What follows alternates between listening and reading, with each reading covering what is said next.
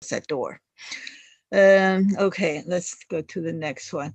The next one is about vocabulary, but before I go about talking about any of these, I want to mention one thing that is the first words on last week's vocabulary list is elite and the three estates.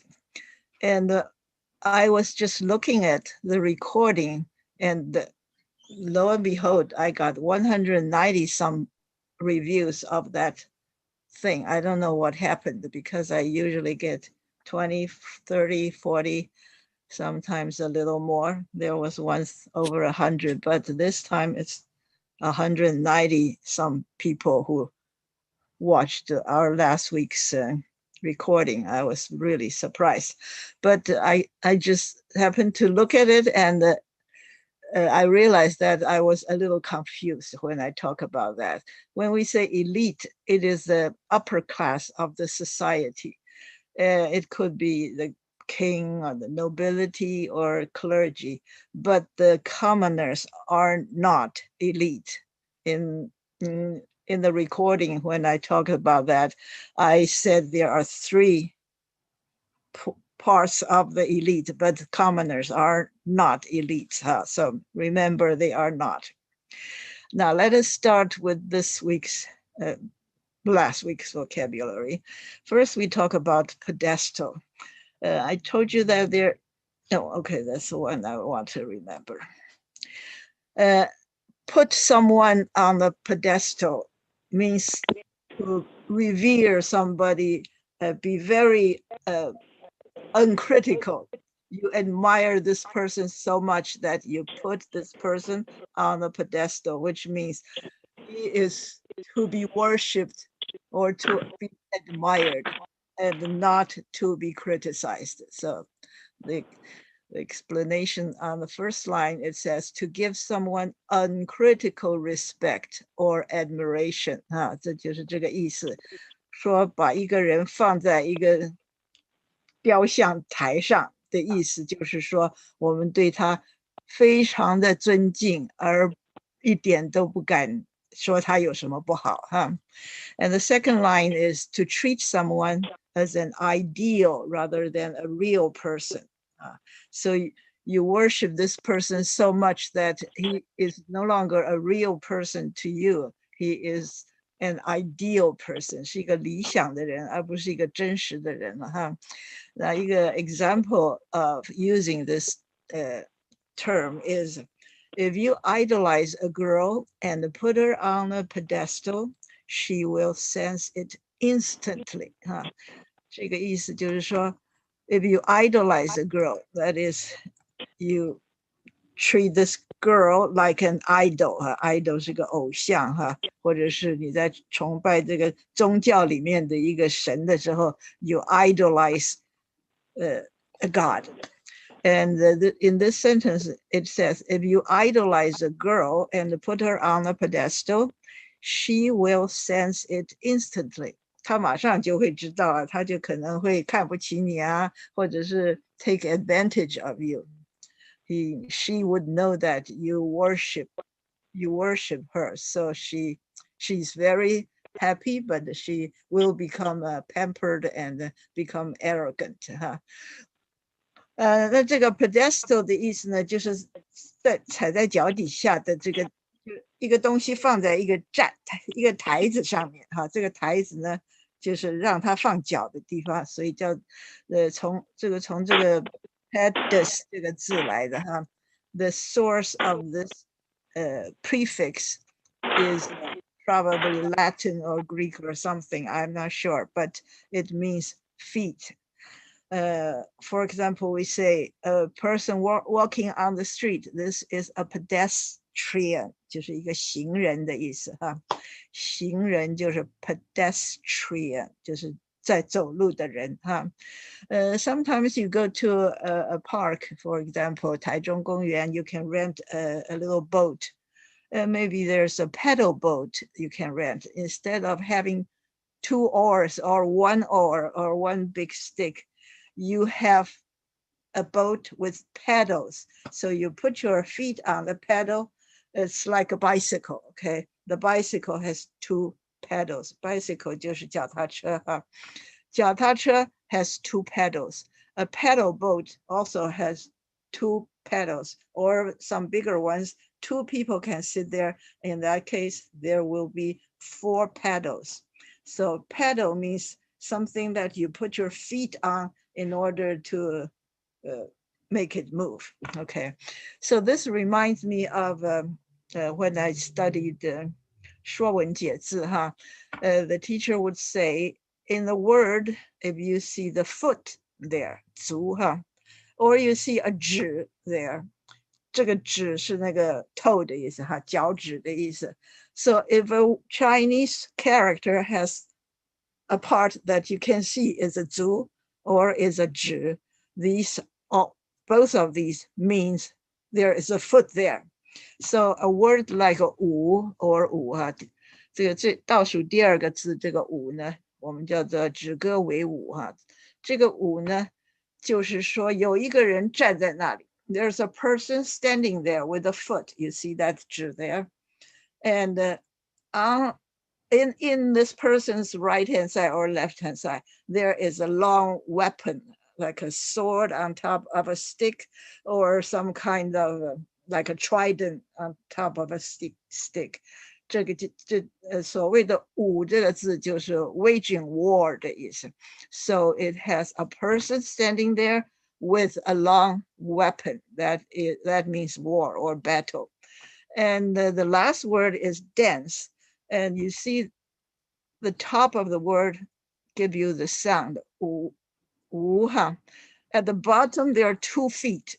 So dense, the word dense means this person has 2 feet and he or she is moving around these with these 2 feet in different positions. So that means 五 So when you have an English word that starts with ped, that means there is something involved with a foot or feet. And if you see a Chinese word with 足 or 指, that means these words has a part that means there's a foot or 2 feet there. That's the source of these words. So I collected a lot of pictures of a bust, bust, B-U-S-T, 就是一个胸像, sculpture of a person from the top of the head to somewhere below shoulder. That is a bust. We saw all these pictures having a bust on top of a pedestal. So that's the example of what pedestal means, or putting on a pedestal means. And the next slide has more pictures. These are also pedestals. They are, the things on it are bigger than a bust. For example, the first one has a equestrian statue. 就是一个骑马的将军或者国王 There is somebody that this city worship or respect, and they want to commemorate this person. So they put a whole sculpture of him riding on a horse. So that is called equestrian sculpture. Equestrian sculpture. So this is a sculpture, equestrian. I'm sorry, equestrian. 这个 equus 这个头呢是 horse 的意思 There is a Richard Burton movie called The Equus, E-Q-U-U-S, which means a horse. So, well, I bet you probably haven't seen that movie. So this is a picture we just saw, an equestrian sculpture of a famous person or powerful person, and the sculpture is put on a large pedestal instead of the regular these smaller pedestal that we just saw. These have very small pedestal here and here and here and so on and so forth. These are the regular pedestal, but in the second slide, these are the bigger one, okay? I think they're this kind of stand, 坐台, 我们叫做坐台. They are probably called plinth, but since I'm not sure I can spell it, I better not say it. Plinth. Something like this, or maybe a Y or something. I'll tell you how it's spelled. All these things you can see in here. This is a large plinth. Maybe it's an in there. Maybe an in there.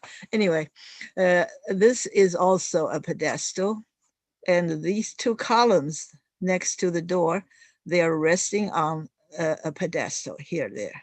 Okay, and this is a vase, 一个大花瓶 on display on the pedestal, and this is another one, and this is another one. So these are all called the pedestal, and some are big, some are small. And also one of the one that we just saw with a door or a gate, on the two sides there are columns, and this is a whole row or 2 or 3 rows of columns. They are all sitting on the pedestal. So these are also pedestals. Okay, so this pedestal is translated into a 坐台. However, what's the difference between 坐台 and the 站台 and the 讲台? There are 3 different things. And the pedestal is probably squarish. Some are bigger, some are smaller. But a podium is wider and shallower. It's not so tall. So a 坐台, a pedestal, is the support of a statue or a vase, 这个是一个花瓶 or of a column in architecture. 在这个建筑物里面, it's a support of a column. 这些都叫做 pedestal, which is 坐台. 那什么是站台呢? Let me show you some picture. Here we have some Olympic figure skaters, and after their competition is done, they were scored by judges, and the winners emerged. The one who won gold medal would stand in the center of this picture, and on the top, her podium is higher than the other 2. I think maybe the one on the left won the silver medal, and the one on the right won the bronze medal. So in this case, we have a gold, silver, and the bronze. 所以就是有金奖、银奖跟铜牌 So these 3 people, they're standing on a podium. The person on the right is not one of them. He is a conductor of an orchestra. Here I said conductor, and he's conducting an orchestra. Let me put it here, orchestra. Orchestra 是一个交响乐团 So he needs to be seen by everybody, and no matter how tall he is, it's difficult for everybody to see him clearly. So he stands on a podium. A podium is an elevated platform, so that when you stand on it, you are higher than your original height. So that's a good thing for people to see you. And in the case of the figure skaters, they are in a higher position to be admired by people. So they are also standing on the podium. However, in North America, the word podium is getting used to, people use this word in a wider way. what do you mean by that? Let me show you what a lectern is. 我们在上学的时候 in the classroom, the teacher would have a lectern.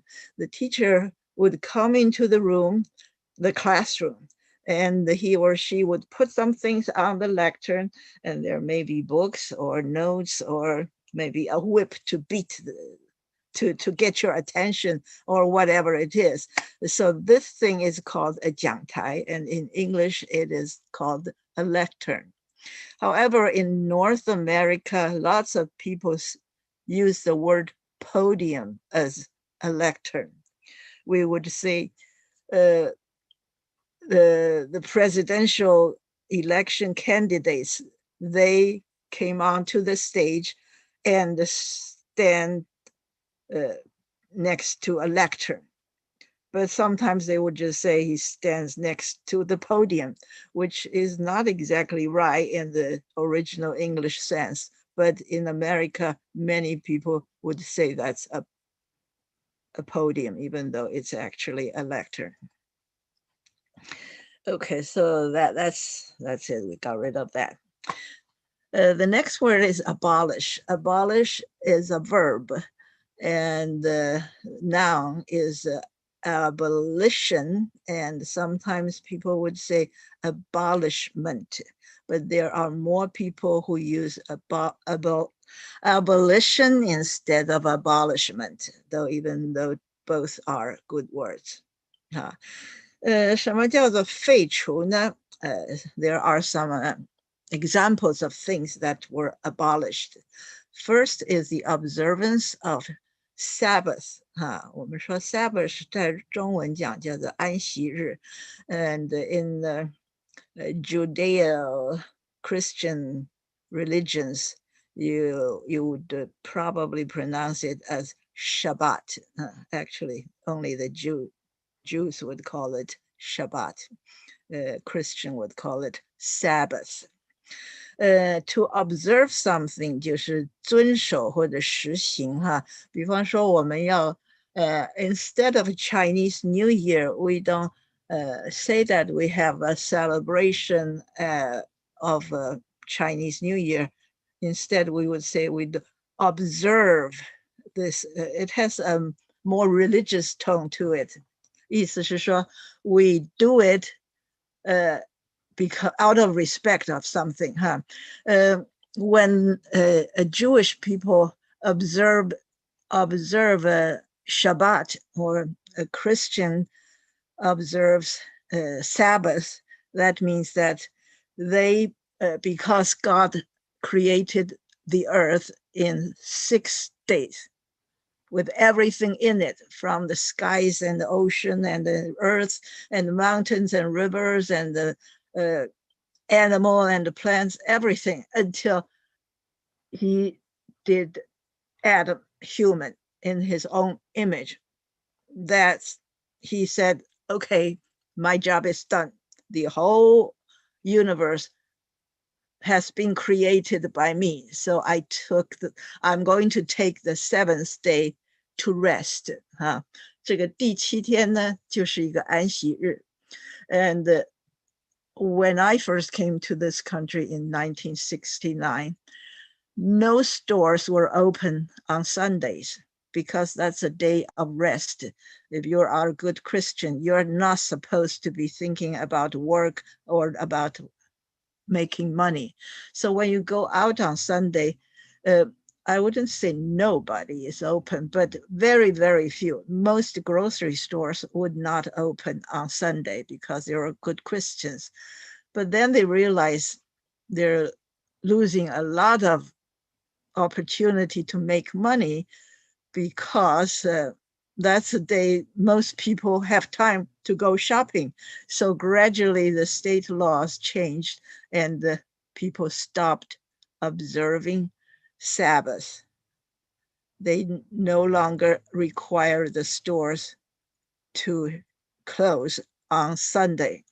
That's why I say the observance of Sabbath was abolished sometimes in the 70s. More and more people started to go shopping on Sunday, and more stores open on Sunday. And right now, just about most of the stores are open 7 days a week, except some restaurant or some museum would pick one day, which is not the weekend, to be a day of rest for that particular store or museum. Because they do need a day to rest, actually not to rest, to do their own work, to go shopping themselves, or to fix their car, or to paint their house, or whatever. So that's called a Sabbath. Huh? I have a picture of an elevator sign. It said, here it says Shabbat, huh? But some people spell it Sabbath. Shabbos lift. Lift means elevator, huh? When it says lift, it means the sign is not in United States. In England, they call an elevator a lift. It says Shabbos lift stops on each floor. What does that mean? That means if you are a Jew and you observe Shabbos or Shabbat or Sabbath, then you are not supposed to touch anything that's mechanical or electrical or whatever. You have to do it yourselves. So if you live on second floor, you have to walk the stairs. But when you go to a fancy hotel, you cannot ask every hotel guest to walk the stairs, especially when there are so many floors. It's going to kill them. What do? You just set your elevator so that it stops automatically on each floor. You get into the elevator and it started to go up, and it will stop on the second floor, third floor, each floor, no matter whether there are a person in this elevator or not. It will stop on every floor so that nobody in the elevator needs to lift a finger to push the button, because pushing button is against the Sabbath law. So if you go to Israel, they still observe these Sabbath laws, but other countries like United States, they no longer observe Sabbath laws anymore. Okay, that's just the first thing that was abolished. The second is sodomy laws. This is most people interpret it as homosexual action or behavior. So if a person is a homosexual, if he's a man and he has a lover who is also a man, then their sexual activity is called sodomy. It is because in the Bible, I think it's in the Leviticus, it says so, but it's also in what is Genesis, Exodus. Okay, in Exodus, the second book of Old Testament, it's called Exodus, 就是出埃及记. And in this story, first there was Abraham and Isaac and so on and so forth. Then there is a person called Lot, who is maybe a nephew of Abraham or some kind of a relative. And he and his wife and his children, the family lives in the city called Sodoma, Sodoma. And there's a neighboring city called Gomorrah. And God says the people in Sodoma and Gomorrah, could be Gomorrah.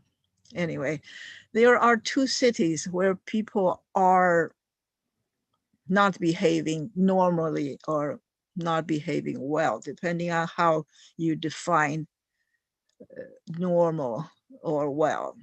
It is that sexually speaking, they are not having sexual relationship because they wanted to have children.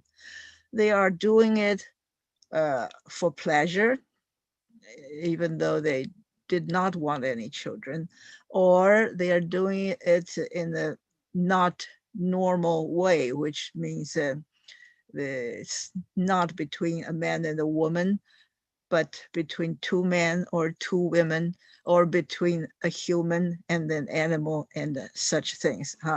So there was a law, you can say it's a Jewish law, and later it was a Christian law that forbids such kind of so-called abnormal sexual activities.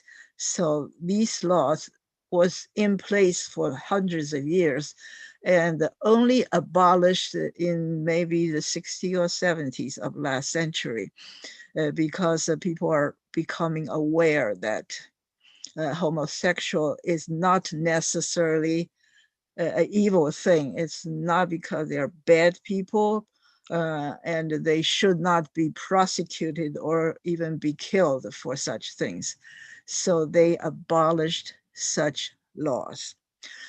Of all things, there are places in Africa where American missionaries go to preach Christianity.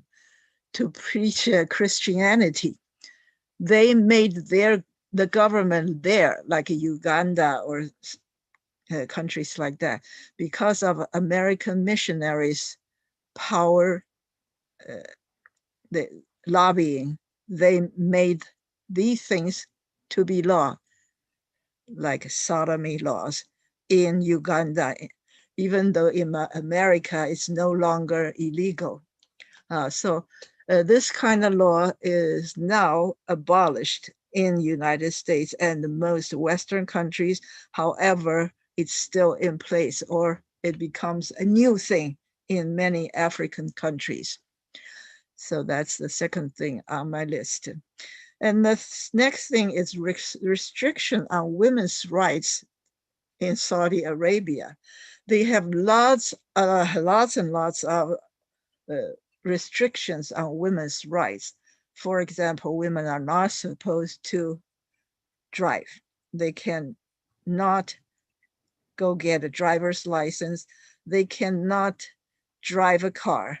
And when they're in the car, they have to sit there while another man drive the car. That's the only way they could go around in the car. That is so that someone else, like their husband or son or father, or maybe an Uber driver, would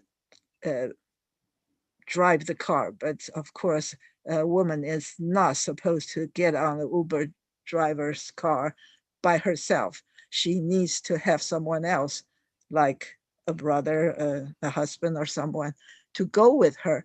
So to live in Saudi Arabia as a woman is hell, because you cannot move. You cannot leave your home. You cannot go shopping by yourself or go to school or whatever. You need to have a man next to you. But that law has gradually been changed. So we know that probably last year the women in Saudi Arabia could get a driver's license, and one of them at least is now an Uber driver.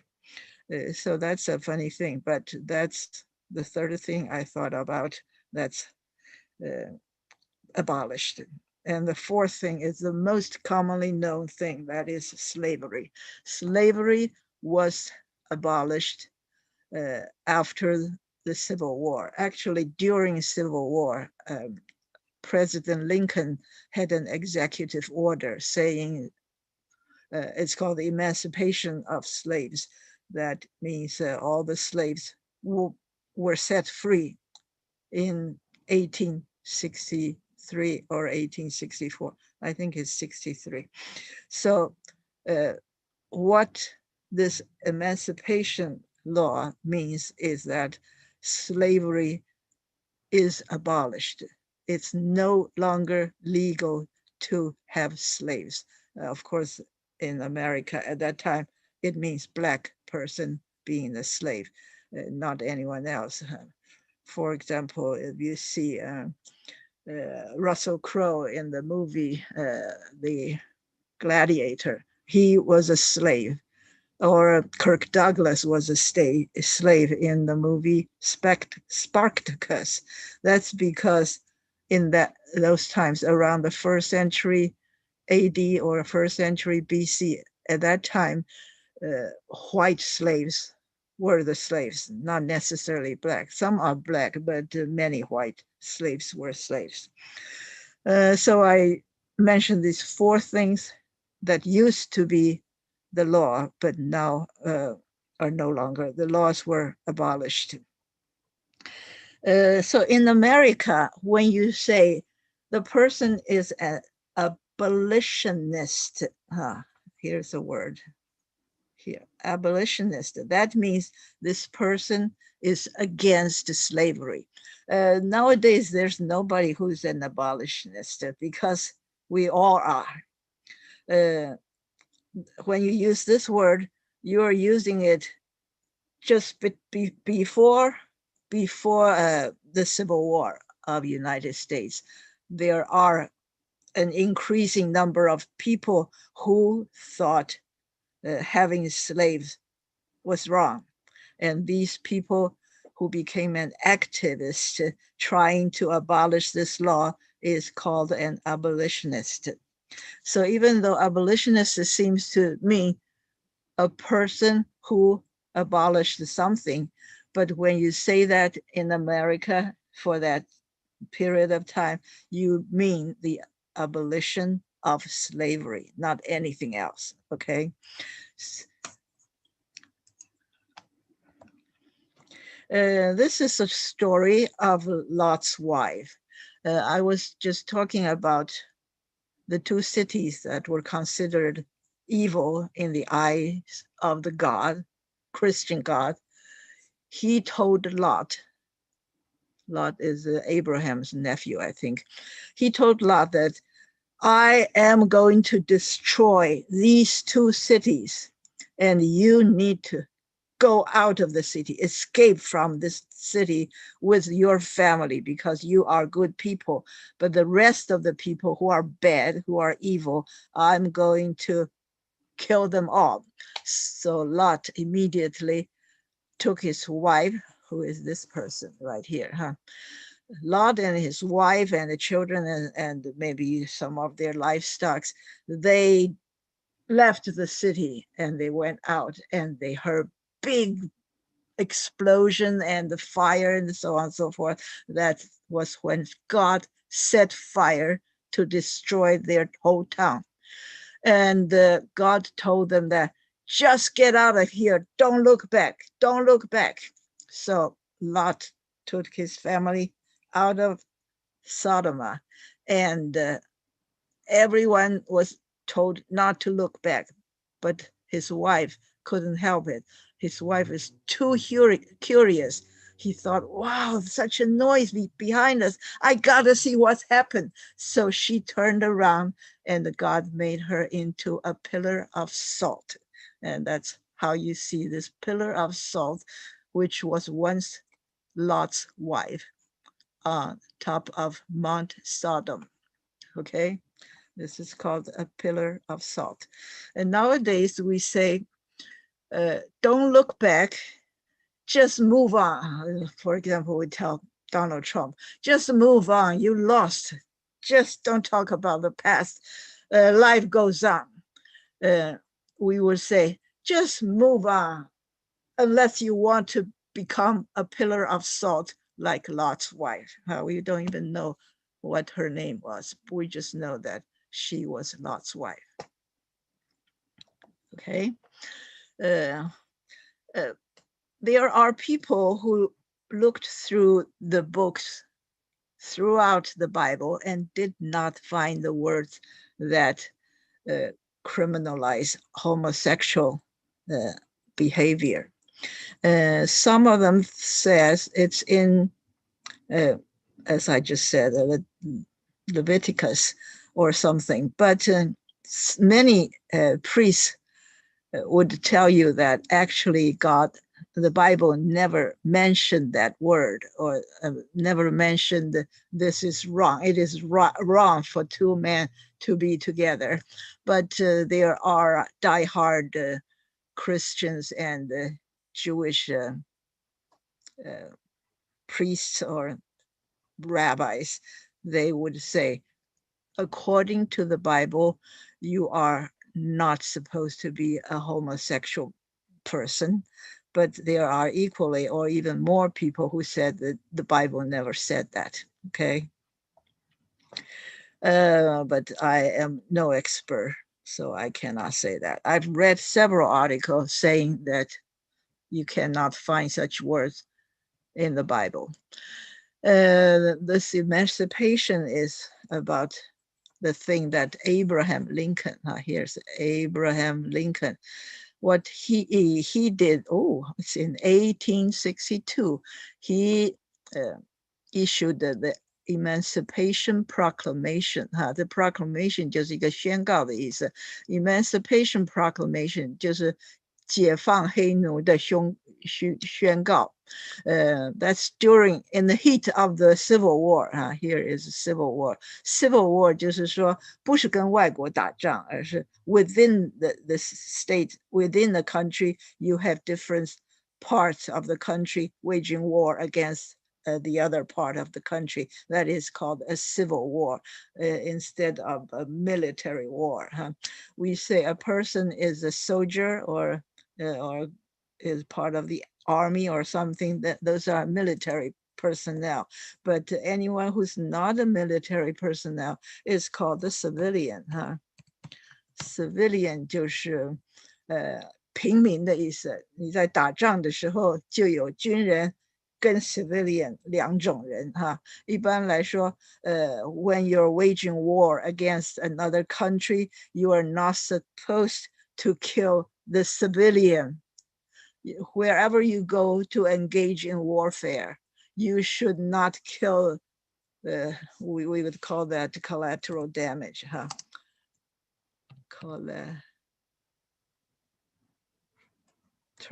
I don't know. Collateral. I don't know if there is a C here.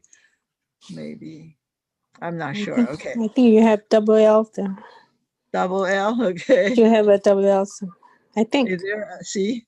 And probably A. Collect. Oh, yeah. Collateral, okay. Collateral 就是说when you have two armies fighting against each other, and inevitably some of the civilians around here would be injured or killed, and they became a collateral damage. There's a how you say that? Well, Schwarzenegger movie called The Collateral Damage.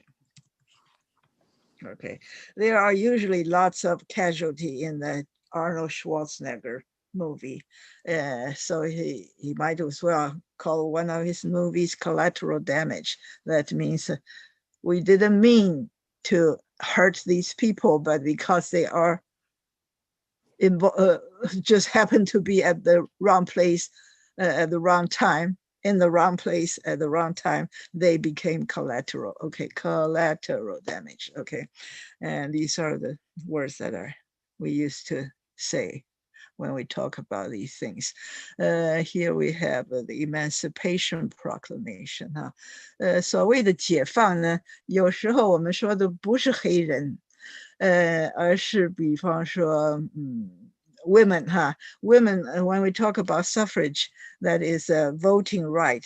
When women did not have voting right, they are called disfranchised. 就是说他们的权利被剥夺了disfranchised. 我们说一个你今天要去吃午饭，去 McDonald 还是去 Burger King 还是什么 these kind of stores or restaurants are franchise. 所谓 franchise 呢，这个字的意思呢，就是说 it's not your company. If you own a McDonald's, you don't own all the McDonald's. You are only owning a franchised company. You pay some money to the corporation, and you can operate one store or maybe more than one, and you must follow their rules. You have to decorate a certain way and have certain kind of menu and things that are they entitle you to own this store. So this is called a franchise. And if you put en in front of franchise, it becomes to give them a franchise right. Now, if you put dis in front, that means to take away your enfranchised right. So disenfranchised people, whether they're Black or women or something, that means they are discriminated against as to having not equal rights. And in order to emancipate these disenfranchised people, we have to make emancipation laws so that they could procure economic and social rights, political rights, or equality. 这样才能够让他们得到解放哈，所以这些都是 in the beginning of 20th century, between most of the women got their voting rights around 1919, 1920, 1921. In USA, it was 1920, but when I went to Luxembourg, they had a plaque saying women got their suffrage in the year 1919, and the tour guide would say, we are 1 year ahead of United States, okay? So that was a women's emancipation as far as voting right is concerned. But for Black people, though they were set free by President Lincoln in 1862, they did not get their voting right. They did not get a lot of right. They could not sit at the table with white people in the church, in the restaurant, or in the bus, or drinking fountain. They are all discriminated against. So that's not truly emancipation. It has to wait until President Johnson, who got the Civil Rights Act legalized. That's when Black people were considered to be emancipated. However, in fact, they are not still quite the same, apparently, when they go out or driving, and they are likely to be killed just because they are Black. So you would not say that they are truly emancipated. Okay, I think I'm engaging in a lot of talking, huh? I'm not going to talk too much about this feudalism. It's just that last time we talked about manners, 庄园制度, huh? We mentioned that this kind of system is similar to a feudalism. Feudalism is usually to an emperor or a king giving a piece of land to his relatives or advisors so that they could be the head of this place, this fief, F-I-E-F, and with people who plow their land called serf, which is 农奴哈。这个封地跟采邑都叫做 fief 啊，就是一个 feudal 的一个 lord， 他的地方 the land that was given to a feudal lord is called a fief. So these noble people, they were given a land and they would pledge their loyalty. They become a vassal, 就是一个附庸的一个，不是国家，就是一个小的 state. In their own land, they are the boss. What they say is the law. However, they pledge their allegiance to the emperor or to the king. This whole system is called the feudalism. Okay, let's go on to the next one. Jurisdiction, when we talk about this manor with the Lord who owns the manor and everyone who works there is under his jurisdiction, 就是说这个一方之霸，他有这个管辖权，in our system, this is harder for us to grapple. When we say jurisdiction, in United States, you have the states and you have counties and you have the federal government. And each of these things I just mentioned, they have certain jurisdiction over certain things. For example, if you're driving on the interstate highway, maybe a federal kind of police could catch you doing something. However, if you speed or do some simple things, this is the jurisdiction under your local police. So FBI cannot come in and arrest somebody because they speed, because this is not their jurisdiction. In China, it is a different system. The central government is so powerful. When we went on the trip with our brother who drove the car, he would have a car, he would have a license plate. No matter where he goes, even a local park with the parking lot, he just drove his car into the parking lot and immediately the central government would have a record to charge him certain dollars from his credit card on record because of this image they took of his license plate. So in China, the government has so much power over all the local jurisdictions. But in America, it's different. If you are somebody who committed some crime and the police was chasing after you, and all you have to do is cross the state line and they could no longer chase after you because they lost their jurisdiction. So this is a word that is harder for Chinese to grapple. It's called jurisdiction.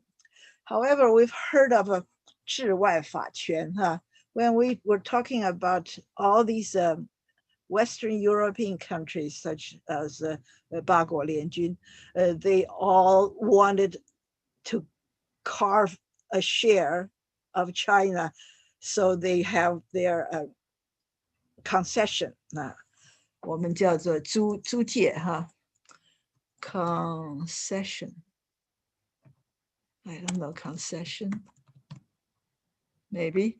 Anyway, this is called the 租借. And because we lost several unequal wars, we lost the Opium War or 英法战争 or 甲午战争 and so on and so forth. Ever since 1841, we had the Opium War with British Empire. That was a beginning all the way through maybe 1920, 30, 40. Anyway, during this time, we call it 100 years of humiliation. 叫百年不平等条约. These foreign countries, they wrote into their treaties, unequal treaties, 不平等条约. They wrote it into the treaty that they could, the Chinese government would give them land to each country in a large port, for example, in Shanghai or Tianjin or whatever. There would be 美租界, 英租界, 法租界, and so on and so forth. So this neighborhood is carved out to belong to Japan or British or whatever. And under the law, under their jurisdiction, if you commit, say, if an American citizen killed somebody in a 租界, in a concession, then it's their law. The Chinese police could not arrest this person and put him in court to try, because we do not have jurisdiction over this part of foreign land in our own country. So this is called the 治外法权哈，这个叫做 extraterritorial jurisdiction。extra 就是外面的哈，我们说 extraordinary 就是超出平常的样子的哈 ，extra 就是超越了 territorial jurisdiction， 就是你的领土的法权的以外的，就叫做治外法权。So we have this word extraterritorial jurisdiction that says the foreign law would prevail over Chinese law if a crime was committed on their land or it was committed by their people. Even their people was in another part, in the Chinese part, and committed some crime. They insist that the Chinese government does not have the jurisdiction over that crime. And here I have an example of 524 流自然事件. I was probably in 4th grade because my brother had a classmate whose father was killed on that day. This person was some kind of a military personnel, a Taiwanese, and he was killed outside the apartment of an American, I would say a soldier of some kind. So he was killed outside the apartment. That is our ordinary Chinese land. There's no concession that belongs to another country. However, American insist that it's their jurisdiction over this person who's accused of this crime. So the Taiwanese government could not arrest him, and he was eventually considered not free. That he was freed by the American court after trial. So when that happened, there was a protest by the ordinary people in Taiwan, because they were not happy that somebody who killed a citizen would be set free by another government. So that incident is called 520 or May 24 incident. And that's one thing about jurisdiction. Let's move on. We talk about the calf, which is a 小牛。所谓小牛就是说，大牛有大的有小的有公的有母的，and all sorts of 牛哈。But 小牛呢 technically speaking, maybe a calf is a small cow or bull when he was still nursing, 就是说他还在吃奶，所以这个时候他的肉呢 is a pink colored flesh. When you sell the calf's meat, you can see it's very light in color and this fine and tender. This is called a calf. And it's also the name for this kind of leather that's taken from the calf, especially a fine light colored leather used in book binding. 你如果有一本书 you would use a big needle and a string or cord to sew it up, and you would bind it on the side with very thin and strong leather. So people prefer to use calf skin to do the book binding, 就是装订书的意思。It can also mean an animal other than the cow or bull. Cow is a female cow, while bull as a male.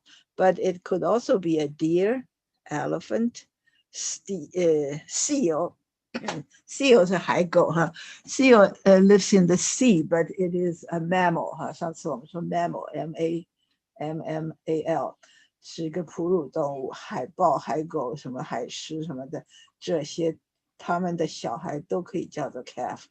A whale and a giraffe. So for one thing, you know, all these animals are mammals.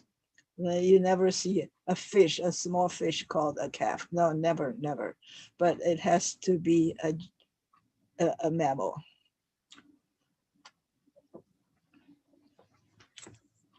Then I bet almost everybody has been to on an Alaskan cruise. You get on the cruise ship and you get from Alaska to Seattle or to Vancouver or to go back.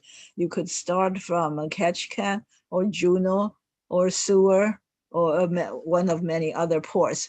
On this cruise, you will be taken to maybe Maidenhaul Glacier or Inside Passage with lots of different glaciers coming into the is it Inside Package? Anyway, this is a glacier. Huh? When you have a glacier that is ice and the snow accumulated for millions of years and moving at a very slow pace. We say something moving very, very slowly. We say that's a glacier pace. 就是说它走得很慢很慢哈，冰河。And you are in the cruise ship. You are in front of a glacier, which is a huge river of ice and snow and all white and blue and white. So this glacier is moving lower and lower after thousands and hundreds of thousands of years. It moves slowly and slowly. And at the end of this glacier, it goes into the sea.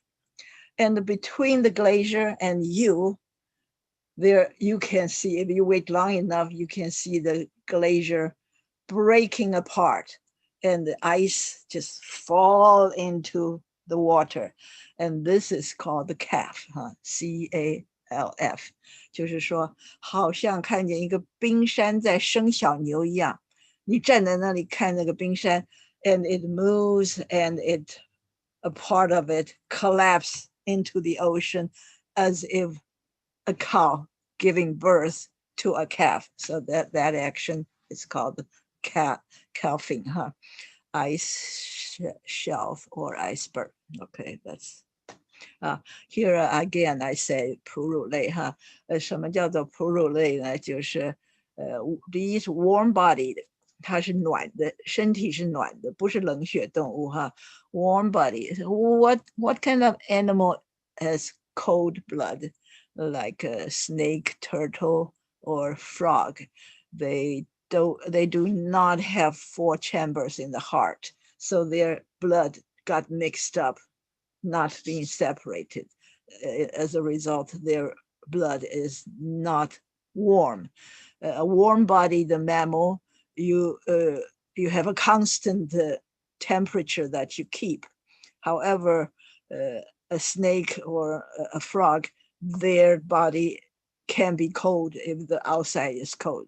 If the outside is hot, their body can be hot.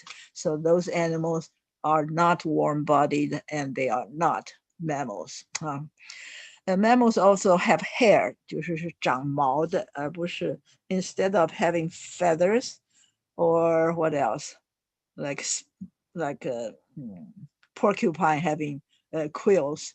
That's not a mammal, I suppose. Maybe it is. I have to find out, because a porcupine could be something like a rat or a pig. In that case, it could have hair, but just only part of their hair are stiff and sharp. Okay. Another requirement is they feed their youngster with milk. So they would not have eggs hatched into a bird and walk immediately. They would stood up and walk and swim and so on and so forth. But instead of doing all those things, a mammal's young would would drink milk, suckle on milk from the mother. So these are the traits of a mammal 哈。我们说这个叫做 traits， 就是说特点哈 ，trait。But all these are traits of a mammal: warm body, having hair, and feeding milk. And this is the uterus. So last time I guess I eventually spelled it right. uterus. That's a uterus. That's a human uterus. And these two are ovary, 卵巢, huh? Left and right. Okay. Anyway, and this is called the fetus. Fetus 就是说这个胎儿还在母亲的肚子里面的时候 you would never see them running around like this. It is only because they were still attached to the mother's uterus and they do not have their own thinking or behavior or voice or whatever. So these are fetus, 胎儿 and 胎儿呢总是坐在那里 They do not do things like this or that. They're always sitting there, crouched together and holding themselves. Sometimes we say a person is experiencing a depression. A person would hide in the closet without light on and sitting in the fetal position. 就是我们说得忧郁症的人常常会这样动也不动的窝在那里 Then we talk about the word molt. It can be spelled as M-O-U-L-T or M-O-L-T. They're both correct. In this picture I took, it was in Falkland Island, and these are king penguins, and they were molting. Most of them you see are not molting, except for the two in the front. Let me see, here's my cursor. We have this one and this one. They are very young, probably within a year. So their original feathers are brownish instead of being black and white, distinctly black and white. These are young penguins. They start to molt. They look terrible. And after they shed all these brown feather, inside it is, voila, a beautiful penguin with black and white and orange and so on and so forth right inside. That's a terrible looking molting penguin, two of them. On the other hand, starting the next year, they no longer have this brown feather. They are just like one of these, but they still molt every year. What happens when they molt? Look at this guy here. He is molting with the chest hair, not hair, feather. These are molting in clusters, and they would finally shed. So these three are the molting king penguins. Okay, now I'm showing you several pictures of animal shedding either hair or feather or skin or the entire shell. This one is a bihu, it's a gecko. And you can see here, part of the skin is being shed here and there. Eventually, this animal would crawl out from this opening and leave behind him the entire skin that he used to wear.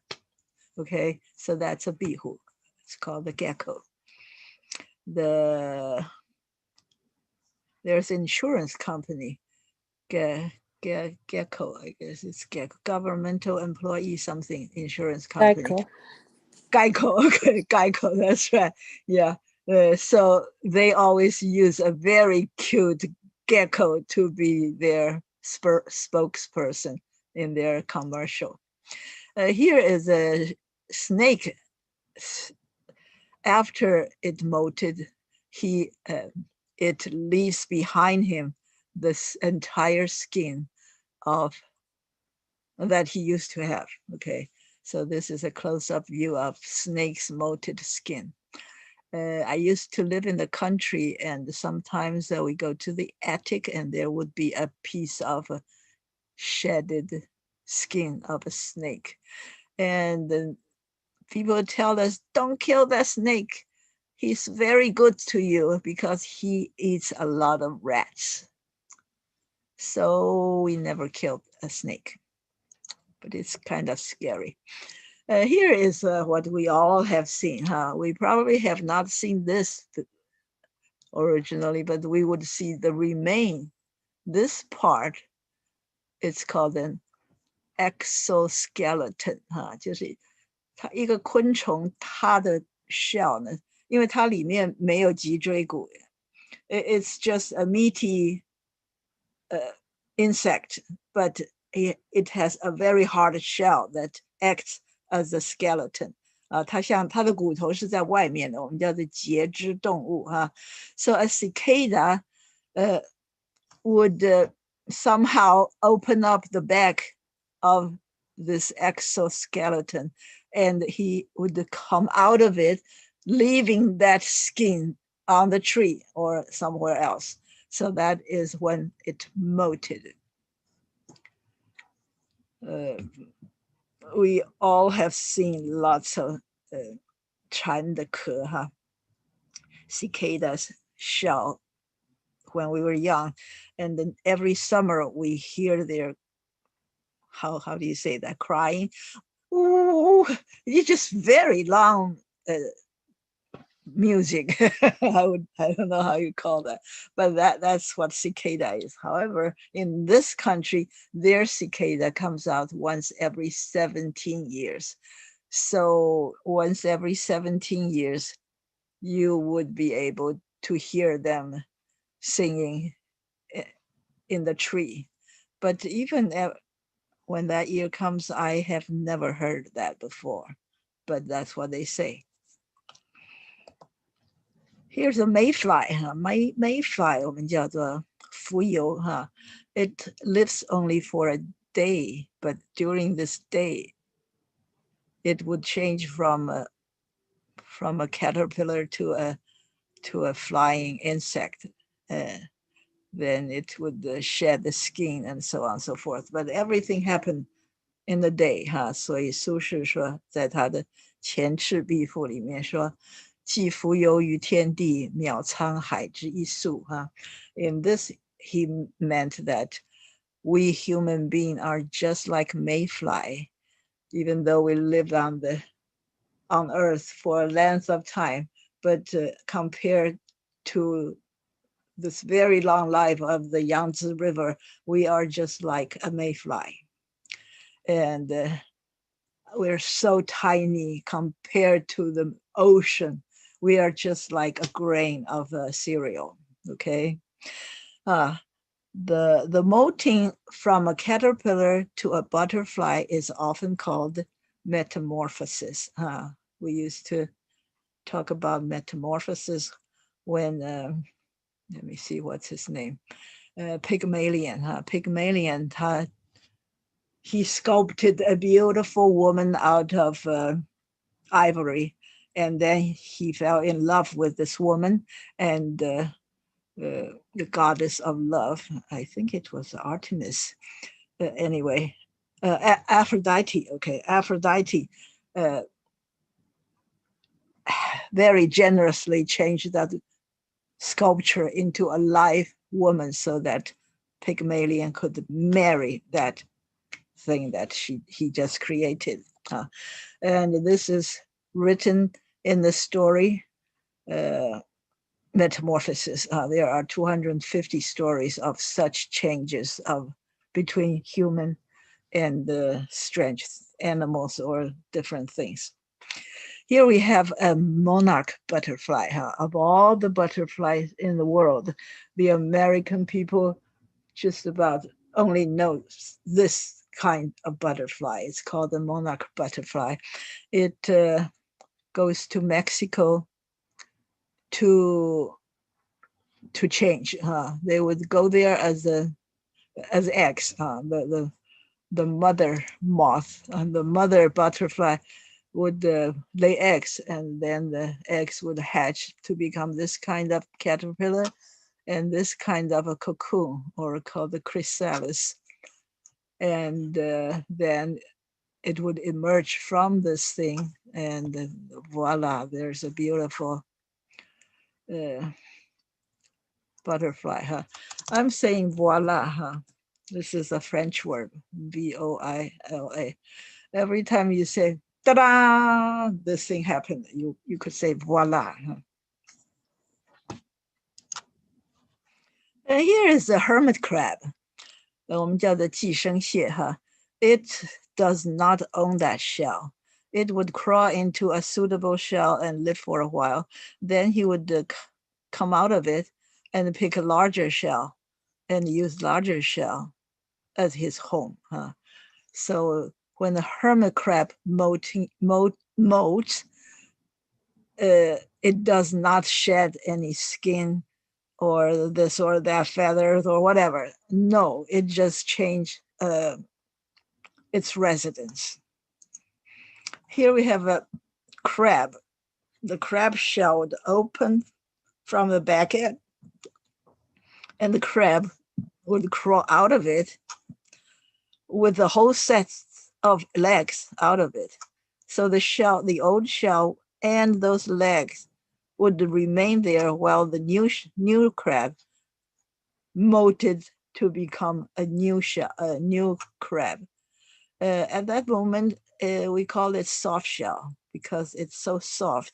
The shell is not rigid yet, and you can eat it if you catch it in time. They usually deep fry the soft shell crab, and I've had that before. It's delicious. But once it's out of the shell for a while, the shell started to harden, and you can no longer eat the shell. That is the molting of this. We really saw a lot of different things. Here we talk about jack of all trades. This is usually saying about a man in a household where he would do all the chores around the house, like fixing the toilet or fixing the car or paint the shed or whatever. We would call this very handy man jack of all trades, which means a person who can do many different types of work. So we can call him a handyman. 可以做各种各样的小事. However, if he could do many respectable things, for example, he could compose a symphony, he could paint Mona Lisa, he could design a balloon that could lift into the air, or do all sorts of those wonderful and complicated things. We call that kind of person a polymath. And we can also call him a Renaissance man. That means a very capable and knowledgeable person during the time of 文艺复兴, Renaissance. A man of that time, they could do many wonderful things. For example, I just mentioned painting Mona Lisa. Da Vinci could paint that, and he could also design a submarine, 潜水艇, He could also design a hot air balloon and all sorts of things. He could draw the muscle, every piece of muscle on the human body. He knows the anatomy of a person. 这个我们叫做 anatomy, anatomy 就是解剖学.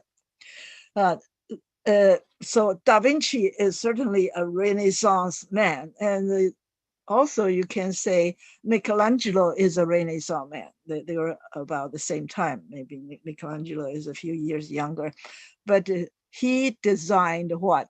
He designed the Sistine Chapel and the St. Peter's Church Cathedral. This whole building and the square in front of it was this designed by Michelangelo. Huh? If you are not an English-speaking person, you may say his name is Michelangelo. You can say him Michelangelo. That's all him. And another one of the Renaissance era was Raphael. The three of them are called the three greatest Renaissance men. The next one is polymath. This word was used to talk about these men in the Renaissance era. And enlightenment. Enlightenment would be people like Rousseau, 什么孟德斯鸠 Montesquieu, and not Ramon. Several people, Carlyle would be English. Anyway, during the age of enlightenment, like Francis Roger and Bacon Roger. Francis Roger, okay. Francis Roger is one of the English Renaissance men. But before them, these are like 14th, 15th century people. A little before that, from the 10th century to the 13th or 14th century, the Islamic Golden Age, there are many, many respectable scholars who are, they're Islams, 回教徒的这些 philosophers, mathematicians, astronomer, and medicine man. They know all sorts of deep knowledges. I don't know. There were more of them in the Islamic Golden Age than they are in China, because in China we only value people who study the canons. You need to only study the canons, 四书五经, and of course you need to be able to write poetry, but it's better that you do not like to do agricultural chores or to design 地震仪像张衡这种人在in China, a polymath like Zhang Heng is looked down upon, because if you are really a good scholar, you're not supposed to be engaged in astronomy or any kind of machine making. This is a strange idea. I'm just puzzled, okay? So this is to hatch an egg or several eggs. It's called to incubate. 这个叫做孵蛋 incubate. That's a verb. And incubation, incubator, this is a 孵蛋机 with a row of light bulbs you can hatch instead of having a hen sitting there. You certainly know hen is a 母鸡 and the cock or rooster is a 公鸡 or even on this large a scale, this is commercial incubator. And this is a line I just read yesterday. It says, once you're exposed to the virus, it can take several days for it to replicate. Replicate 就是重复，就是说制造跟它一样的东西 So to replicate in your body to the point that you would test positive. So when you're first exposed to a virus, you are not positive yet, but you have to let time pass by, maybe 2, 3, 4 days. Your body would contain enough of the virus that it will show up in a test. And this period is called incubation period. 我们叫做潜伏期，就是在孵蛋的时候要经过多少时间才能孵出蛋来。So this word is called incubate or incubation, incubator. But with this coronavirus, it takes several days of incubation period for you to test positive. Okay, that's what I just read yesterday. And this is a word that is very strange called meme. And I found out it's translated into Chinese as mi in or the more in. It seems to me mi in is better. It's also more mythical. However, more also give you the meaning that it is a model or it's an idea of something or a style. That is a fad. Here we have a word called fad. Fad 是我虽然说叫做流行时尚In my next slide, I call it 流行时尚, which means it's only for a short period. For all of a sudden, all the fashionable women were wearing very high-heeled shoes, but after 3 years, it's all gone. Nobody wears that anymore because it's a fad. It is not permanent. And this meme would mean that something that becomes a fad and people would copy him or try to imitate him. And this action or this idea would become symbolized. It's symbolic. It represents something that is fashionable, but it will be gone quickly. So this word meme was invented or coined. A person who coins a word means he invented this word out of nowhere, and then people find this very interesting and they start to use the word too. So it's called a coin. And this is the word meme. A few years back, it was a word of the year voted by a dictionary. And here we elaborate a little more about fad. Here I have a picture of pet rocks. There was a time, probably in the 70s, last century, people like to buy a little rock and put them that has a pair of eyes already stuck on it, and they use it as a pet. They would put in their hand and touch it and fondle it all the time. That is a fad that's called pet rocks. It is a fad or a trend or a craze, and many people follows that inside a culture or inside some kind of a social group. But it's only an impulse for a limited time. And that word meme was coined by a person called Richard Dawkins. Richard Dawkins is probably a Renaissance man, I would say. He's very, very knowledgeable and smart, and he dabbled in many kinds of disciplines. He's a philosopher, and he wrote quite a few books. And his original specialization was evolutionary biology. We all know that biology is 生物学. However, evolutionary biology is the biology after Darwin, Charles Darwin, 达尔文，他写了一本书 in the beginning 叫 The Origin of Species. And he wrote it for 10 years and he dared not show it to anybody. He talked to a few friends or his family about it.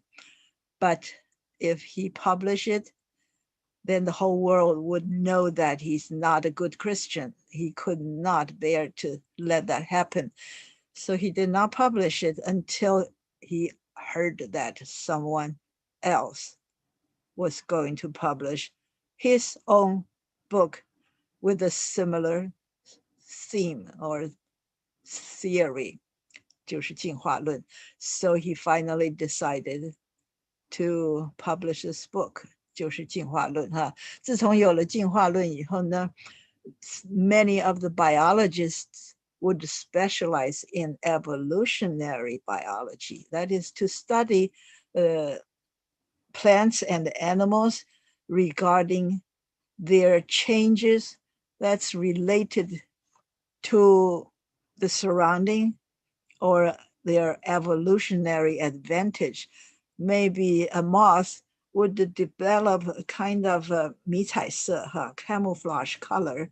And what's the good thing about that? Because they could be resting on a tree bark, and people or other animal passing by would not notice they were there because this color. This is called the camouflage. Camouflage. OK， 这叫做迷彩色。这就是一种 evolutionary advantage. If you happen to have a trait that help you to survive, then you win. Your descendants would flourish, because other animals who do not have this specialized trait, they got killed because they show up too much. When the predator came by, they saw that bug right away and killed it. But you got to survive because you have this all kinds of colors so that they do not notice. And there are things about the bird's beaks or the bees' stings, all kinds of different things about the animal that gives the animal a certain advantage, so that they survive better. 这个在我们的中文里叫做什么？适者生存survival of the fittest 最适合这个环境的就可以活下去这个叫做 evolution This is to Chinese. We open our arms right away to embrace this new theory because it's so intuitionally correct. We knew he was right. Darwin was totally right. However, the entire Western culture, they condemned him as being, a heretic because he did not believe that the world was created in 7 days. He said it's for a long, long time and gradually takes thousands and thousands of years. That is so unchristian. That's why the Western world in the beginning was very, very hostile to Darwin. Of course, sometimes nowadays, most of the Western people accepted the theory of evolution. However, there are still a large portion of diehard Christians. They stick to the so-called the creationism. We have creationism. 就是说, no, the world was created by one God, and everything existed since maybe 6,000 or 7,000 years ago. No longer than that, not before that. So anyone who said the universe lived for millions or billions of years, they are not good Christians. Okay, so this most famous Michelangelo painting, Creation of Adam, this is a part of the ceiling mural. He painted the entire ceiling of the big Sistine Chapel, very, very big. And this is the most famous part, when God created Adam and gave him life. And nowadays, even in this country, many people believe in intelligent design. That is, they believe that evolution was a myth. It did not happen. It is because there was an intelligent God who designed everything. Everything you see, every animal, every blade of grass, whatever you see was created intentionally with intelligence by God. They have this theory, they claim it's scientific, but they produce no scientific evidence, just like Trump's election fraud. They say, oh, we have lots of scientific proof to show you that God created the universe, but they could not present anything. However, they are so powerful that they insist the high school textbook would have equal pages on evolution and on intelligent design, because these are two opposing views that students need to be exposed to. So even now, many standard American high school biology books would have to include intelligent design in it, as if it were science.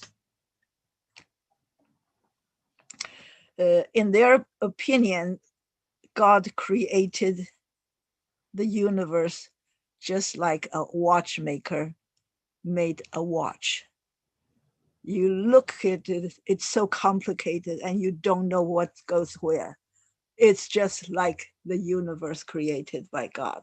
And its concepts are here, irreducible complexity, 很复杂的 specified complexity, fine-tuned universe, intelligent designer, theistic science, 就是根据他们的一神论neo-creationism 是现代的创世的学说 okay.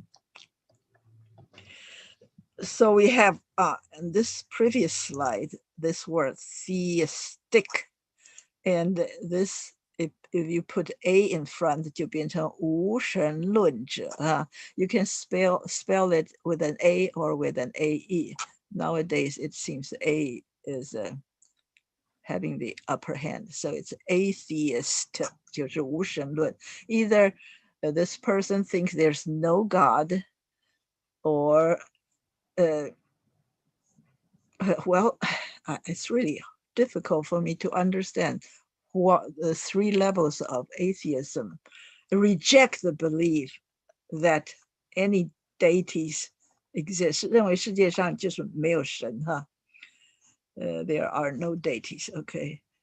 Contract. 那至于有神论的呢，就是 theism, okay. And this kind of person, either they think there is one God or there are many gods, but at any rate, there are gods. And they think this God governs and organizes the world and the universe. This inundate appeared in last week material. This is 洪水泛滥 However, in the old days, it was just 洪水泛滥, whether it is Noah's Ark 飘在洪水上, or in Egypt, they have 3 seasons because they are close to the equator 他们在赤道上, 所以它没有春夏秋冬. They have only 3 seasons. The season that you grow things, the season that too dry to grow anything, and in between it's the season of inundation, 就是尼罗河泛滥 The Nile River flooded the entire area, flooded every cities everywhere. That's called that short period, maybe 3 months or so. It's inundation period. However, as civilization advanced, this word becomes specialized specifically to mean the flood created by people instead of by God or by season or by tide. 也不是潮水那个潮水它可以一天之内上来1-2次一会儿淹了一会儿又退下去 This kind of inundation or seasonal or flash flood, lots of rain that flood the area, these are no longer considered inundation because inundation is created by human, so it could be for military reasons.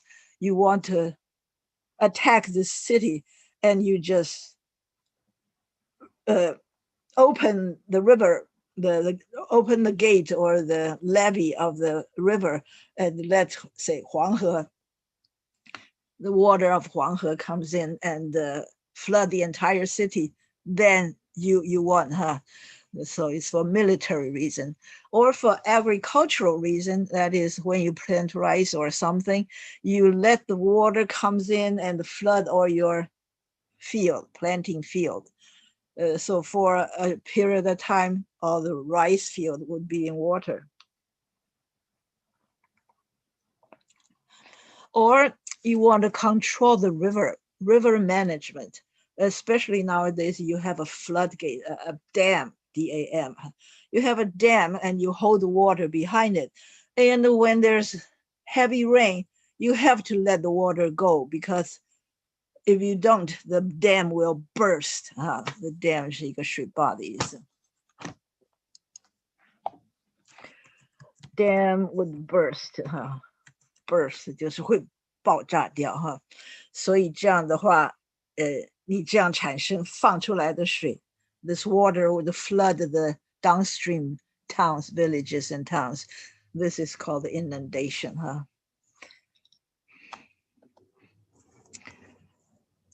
I think we're close to inundate. Oh, actually, when I used this word last week, I did not mean real water.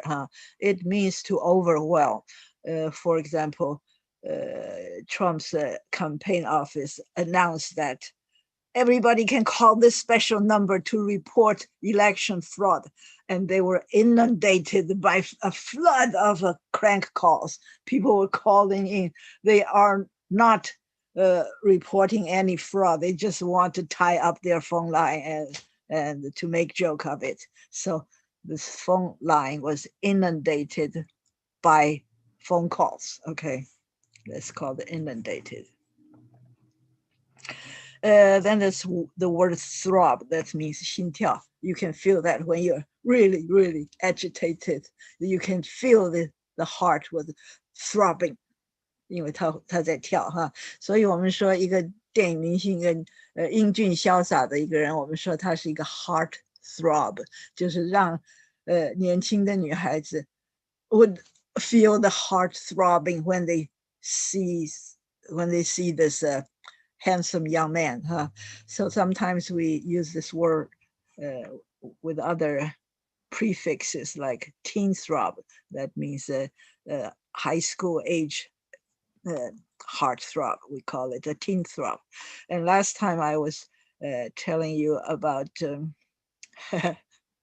let me see if I still remember their name. One was John King and the other was Stephen Parknoff, whatever. I forgot his name. Apparently I'm not, he's not my heartthrob. I forgot his name all the time because I only saw him once.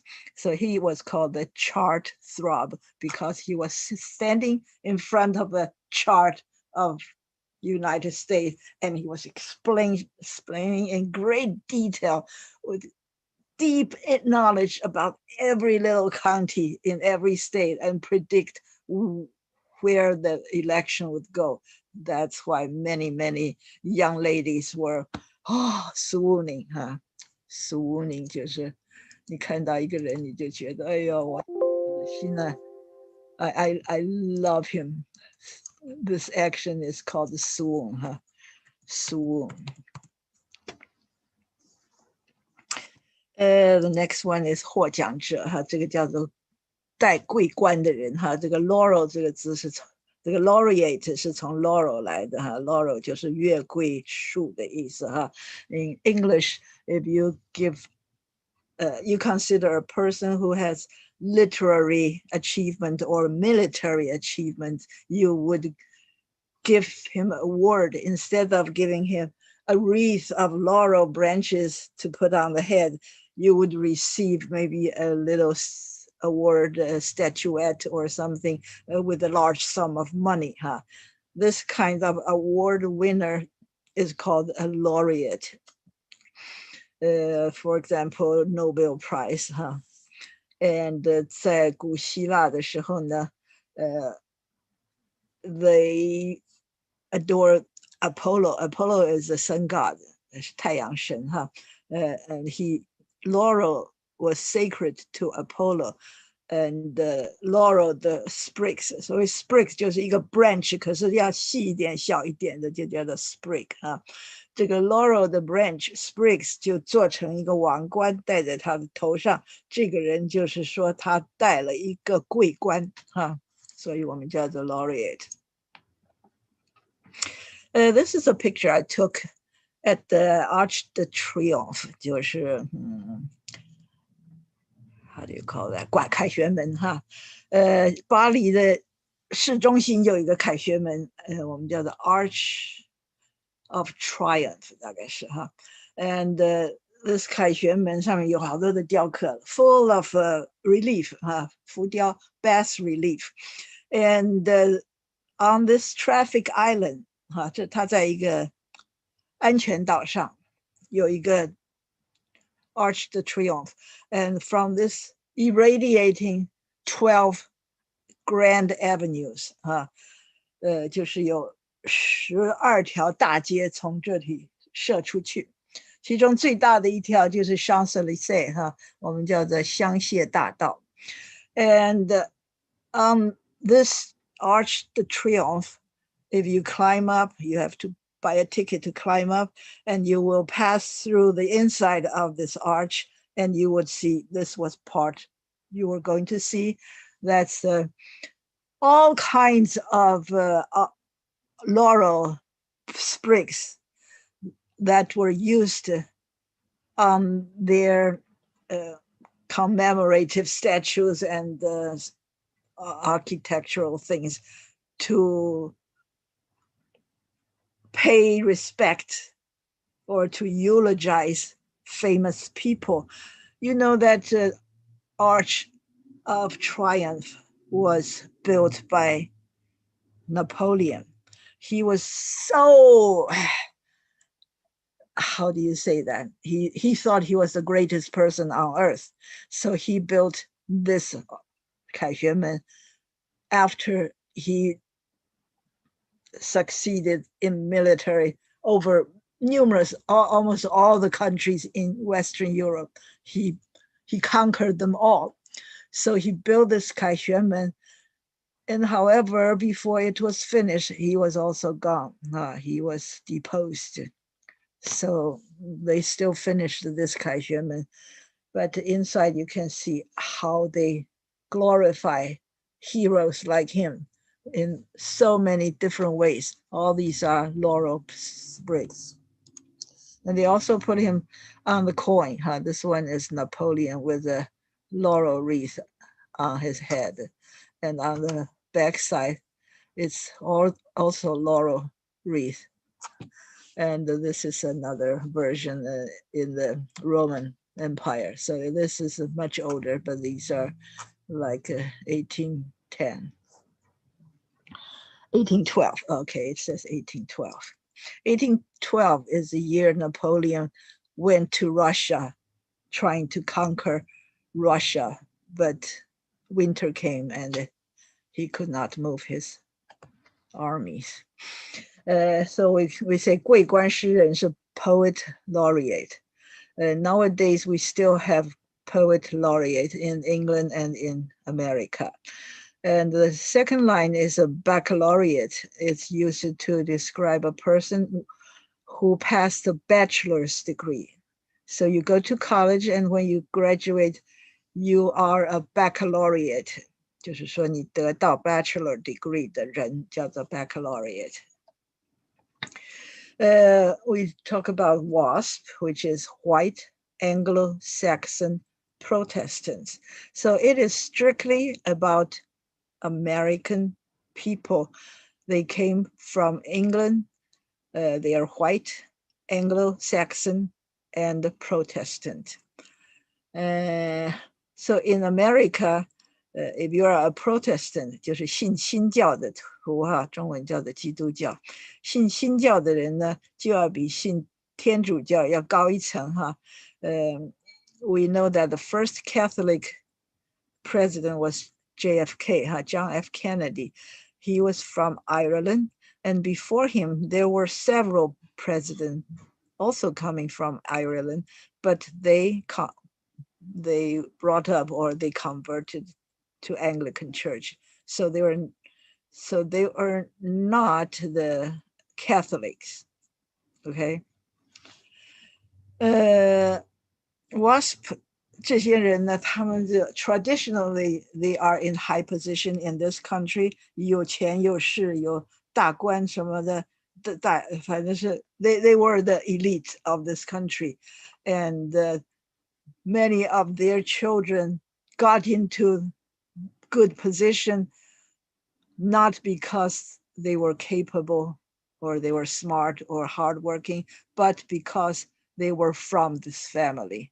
They have the inheritance, or they married between famous families, and they could be good among themselves. So this is called a nepotism. 就是说大家是靠关系来提拔别人，而不是靠他的成就来提拔这些人的。So being a WASP is really in a great position for 200 years. Until now, they suddenly found out they could be forced to share their advantage with all other kinds of people, and they were not happy, huh? This is the word nepotism, 就是说是对你的亲戚或者朋友来提拔他们，而不是由于他们的 ability. Here are a few words I'm going to go over very quickly. That is femme fatale related words. One is objectionable, 就是很惹人讨厌的哈。And this one is compromise your integrity or your principle because of this very seductive woman. And this kind of woman, 蛇蝎女子哈, they have questionable virtue, 就是他们的美德是值得怀疑的，就是他们没有美德的意思哈。We also call these这种 film noir 这种黑色电影里面的男主角说他们是 cynical or hard boiled， 就是他们经验的事情很多，所以他们看穿了，所以我把它翻译成世故的哈。Because they were like hard boiled eggs, they are not so innocent, so pure, so easily fooled. They always look and find bad things about people. That's what cynical means. You see a person being very kind to you, you immediately thought, I wonder what he's so kind to me for. It must be that he wants this or that or whatever it is from me. That's why he was good to me, not because he has a good heart. That is called the cynical or cynicism. Skeptical of integrity, 就是看到真的一个人很正直、很诚实、很什么样的人哈，你就会觉得一定不是真的是这样，一定是他有别的坏的心眼哈。When we say hard-boiled egg, we have a series of eggs that are boiled between 5 minutes and 14 minutes. In the beginning, it's darker color and the liquid, and it becomes firmer and gradually became very white. I mean, this yellow is very white after 14 minutes. That's called a hard-boiled egg. Cynicism and sarcasm is also 就是尖酸的或者是 sarcastic 哈。I'm not done yet, huh? Okay. Snare is like a trap, but here's a picture of a bird snare. While on the other hand, we have all kinds of traps. They are more complicated and often made of. This is snare, huh? All kinds of snare. They're made of string or wire or branches, soft or springy. These are what snares are made of. On the other hand, these are made of wire or iron or some kind of gadget. These are called traps. And they can both be changed into verb. These are traps, crab traps. And these are more elaborate, set up to cheat, to entice the birds to eat, and then the trap would fall down. Huh? So I was saying that these words can become verb, like snare become ensnare, and the trap become entrap. 这个就是诱捕陷害的意思。And insubordination 是不听话的意思。And forgive 是原谅或者宽恕， while redeem is to 赎罪或者是挽回一件坏事哈。A very common word to say redeem is Jesus redeems the sin of all the people. Jesus died on the cross so that we can all be saved. 这个叫做 Christ the Redeemer. Here's a church in Moscow. I took this picture in 2013, and this is called the Christ the Redeemer Church. Very magnificent, beautiful, and huge. It was said to be the tallest Orthodox church in the entire Europe. However, when was it built? It was rebuilt after 1991, 1993 probably, because when communists took over in 1918, they blew it up in 1931. Under the order of Stalin, they blew up this church because they don't believe in any religion. But as soon as the communist regime is over, they rebuilt all the churches. 大的小的 beautiful, beautiful churches. And this is a word I call 禅让. I said abdicate was the word 逊位. However, it does not really have the meaning of 禅让. So I checked the dictionary and they all say demise is the word for 禅让. Of course, we know the word demise means dead or death. The death of Jesus, we could say the demise of Jesus.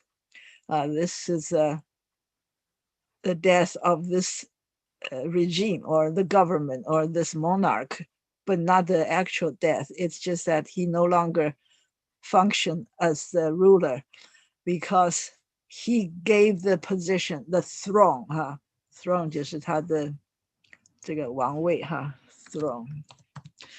He gave up the throne to someone. It's not because of this capable person. If you give it to your brother or to your son or whatever, that's not 禅让. You have to give it to someone else, not in your family, because he is capable. That's called 禅让. And the English word is demise, but you don't have to learn that word because we all know demise means death. And if you say it's 禅让, I bet probably most of the American people would not understand what that means. They don't have that concept. While we were doctrinated with this concept, I found all these books that says 尧禅让给舜，舜禅让给禹. It's not really that they gave up the throne. It's because they were,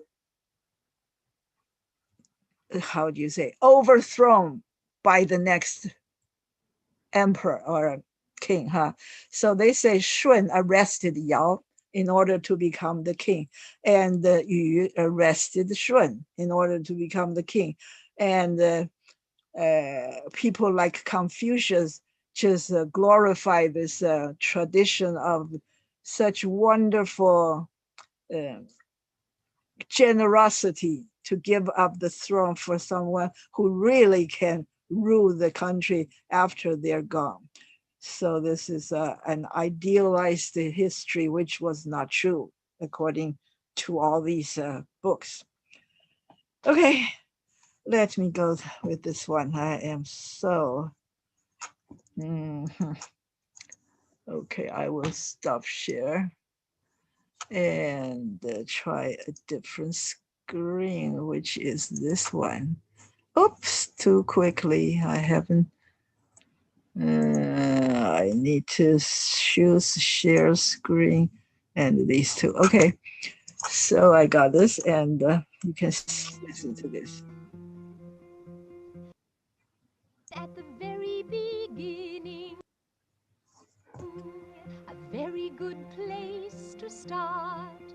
When you read, you begin with A, B, C. When you sing, you begin with do, re, mi. Do, re, mi. Do, re, mi. The first first three notes just happen to be do, re, mi. Do, re, mi. Do, re, mi, fa, sol, la, ti. Oh, let's see if I can make it easier. Do, a deer, a female deer. Re, a drop of golden sun. Mi, a name I call myself. Fa, a long, long way to run. So, a needle pulling thread. La, a note to follow. So, tea, a drink with jam and bread. That will bring us back to do. Oh, oh, oh. Do. A deer, a female deer. Re. A drop of golden sun. Mi. A name I call myself. Fa. A long, long way to run. So, a needle pulling thread. La, a note to follow. So, tea, A drink with jam and bread. that will bring us back to do. A deer, a female deer. Ray, a drop of golden sun. Me, a name I call myself. Fa, a long, long way to run. So, a needle pulling thread. La, a note to follow. So, tea, a drink with jam and bread. That will bring us back to do. Do, re, mi, fa, sol, la, ti, do. So, do. Ooh, that's it. Okay. I think the lyrics are longer than this. Eee, what happened? Okay, we are here. I'm not going to read the lyrics because there's not a hard word, and most of you can sing this song. So she just used the similar words to help them remember the sequence of the notes, do, re, mi, fa, sol, la, si, which only makes sense in English. I've heard the Chinese version of this song, and we would use the different Chinese words, which sounds very funny. Okay, so we're talking about the notes, musical notes. This is from C, starting with C, it's C, D, E, F, G, A, B, which are do, re, mi, fa, sol, la, ti.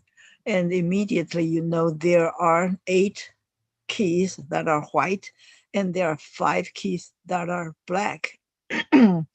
And between C and D, there's a full note. So there is one black note between them that's halfway in between. And between E and F, there's only one half note. So there's no black note.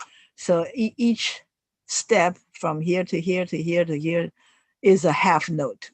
What do you mean by full note and the half note? Whole note and half note. These are half. Somehow in all many civilization, you have music and you have these, and you all have the similar way of dividing the notes. However, I did find some civilization that have different kind of notes. So here we have C as the beginning of the octave. We say octave, O-C-T-A-T-E, 就是一个八度音的意思哈。那这个 C 大调的第一个音就叫做 C。那在这个we call it the middle C, a C4 with a 4 after the C. That is in the keyboard, the C right in the middle is called the C4, middle C. And what is the pitch of all these notes? Each key would play a different note. They are slightly different. And C4, if you go from C4 to A4, that would be from the C to this A. And this A4 would have a frequency of 440. That means that this note, its vibration is in every minute you can it vibrates 440 times. That sound gives you A4 哈。A 是一个拉的意思，拉哆来咪发嗦拉的那个拉哈。And its wavelength 一个波呢，波长哈，这个一个声音会是有个电磁波哈。This electromagnetic wave, it has a wavelength. 它的波长呢是78.41公分哈。If you go from A4 to one after an octave, which is an A5, that has a frequency of 880. So it's twice as fast as this A4.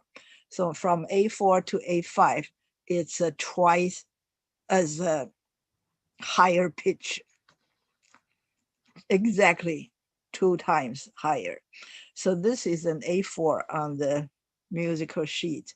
这个是一个 A4， 它的frequency 是一个440 hertz. And this is a keyboard. If you have a full-size keyboard, in most piano would have 88 keys like this. You would have seven octaves, 7 times 12 keys. Each octave would have 12 keys, and 7 times would give you 84 keys. And at both ends there are extras. This one is a C, and these are 3 keys to the left. So 84 plus 4 becomes 88. That is a regular full standard sized piano. And right in the middle, which has 3 octaves on the left and 3 octaves on this right. It's the right in the dead center. This is a C4. That is called C4. Yeah. So you would sing do, re, mi, fa, sol, la, ti, do. That's how it works. So it says 1 hertz means 1 vibration per second. So when you have an A4, you have 440 vibration. For example, it sounds like that. I don't know. I do not have a perfect 叫什么音感 I don't have that. So I don't know. Maybe it sounds like 这个声音 And each note is the frequency would be 1 times it's 1.059463 times of the frequency of the previous note. So you have A4, and then you would have the next one. The next one is A sharp, which is 466.16. So each one is 1.06 times frequency of the previous one. And from A4 all the way to A5, you got 880. That's how it works. On this guitar, you would have a fret, many frets. 就是这个上面这个条上面有好多的中文我也不知叫什么. It's made of a hard metal. So when you press this string, it limits the vibration of this string. So if you press here, then this string would be make a sound that's similar with that wavelength. So this is the wavelength, or twice the wavelength, or 3 times the wavelength. So you could get different music, different pitch. We call that pitch. Pitch 就是音的高 pitch. The frets would create the pitch for that sound, for that string to make that sound. And this is like a 筝 and the 筝 would have 这些柱子我们有李商隐的是什么一拳一柱什么华年丝华年这个一个柱子就把它的这个两边的 wavelength 波长就固定住了。However, when you're going to play, you have to move all these 柱 in order to get the right pitch.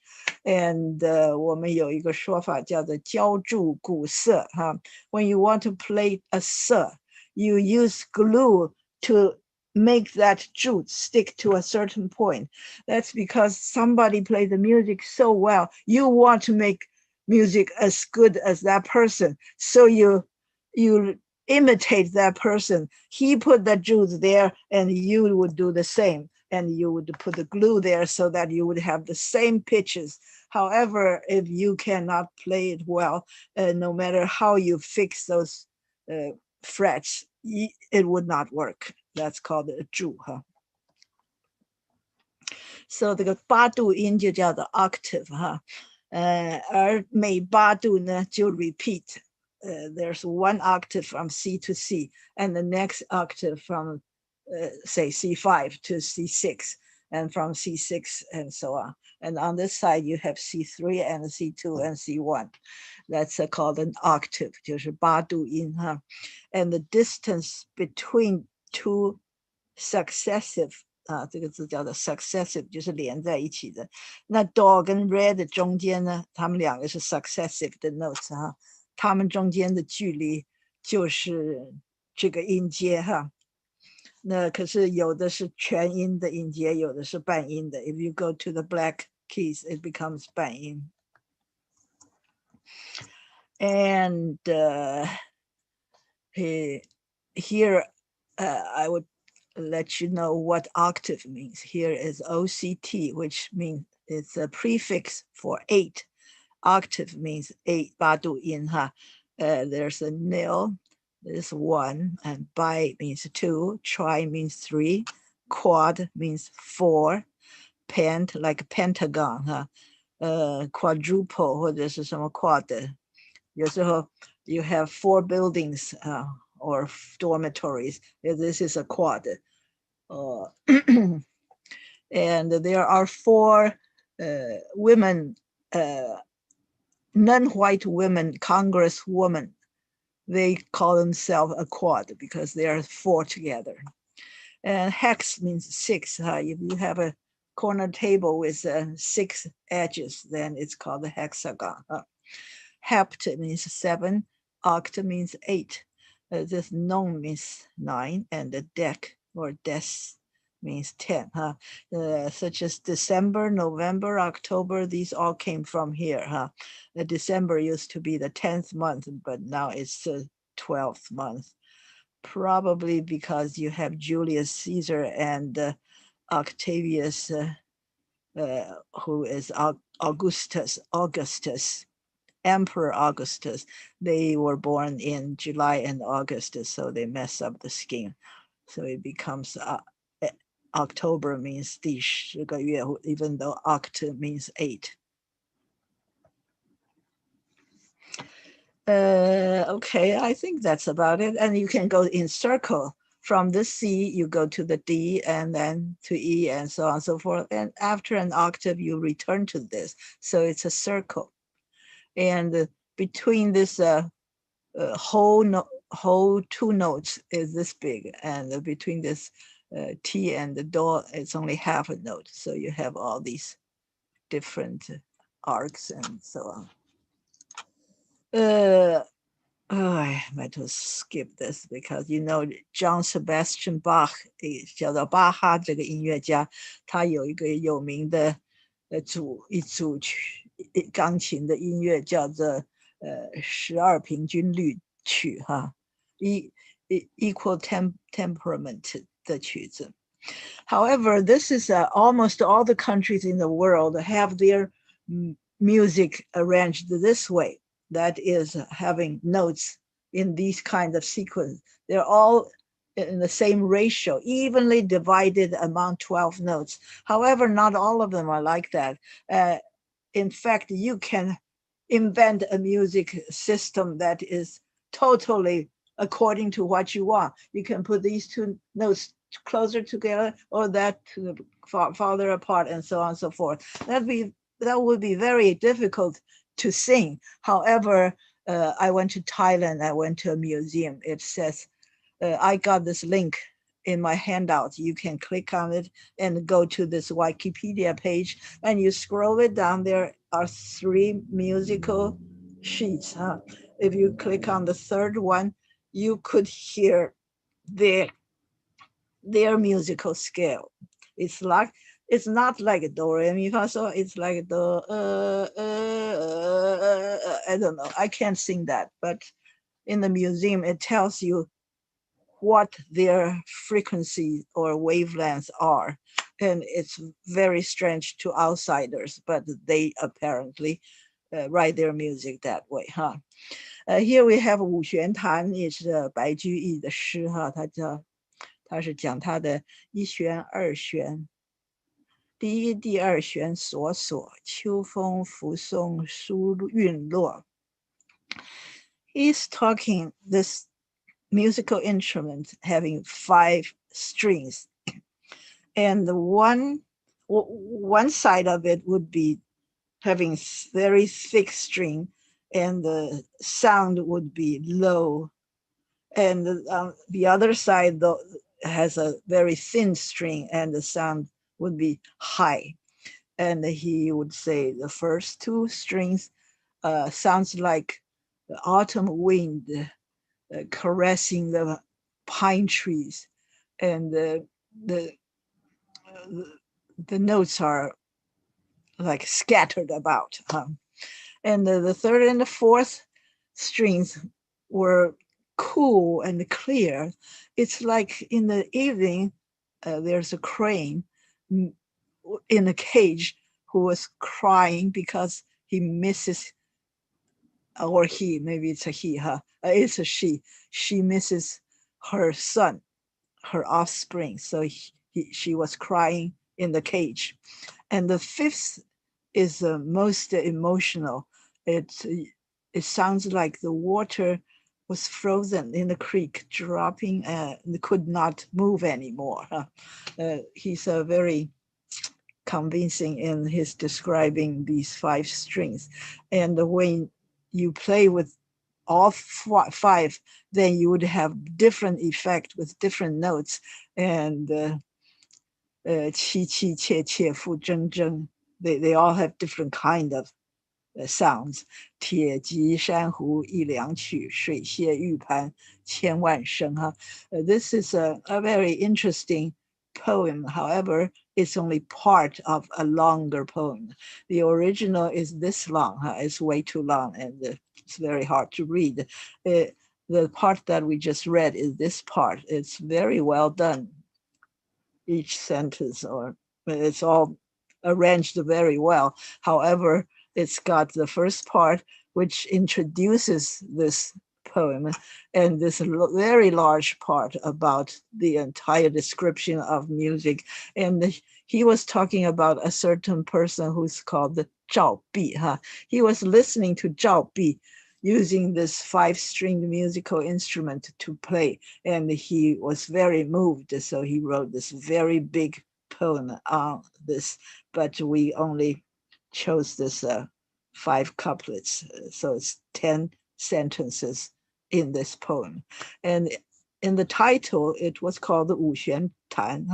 However, he added a note to it, which says 恶郑之夺雅也. 这个是孔子说的恶郑生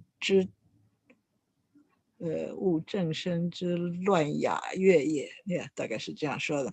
就是说《诗经》里有好多国家的音乐哈。There are many, many countries in the larger realm of China, and those songs come zheng because they were probably, I don't know, because they have different temperament than others. They are more loose in morals, according to Confucius. He thinks that music is a divine, exalted cultural thing.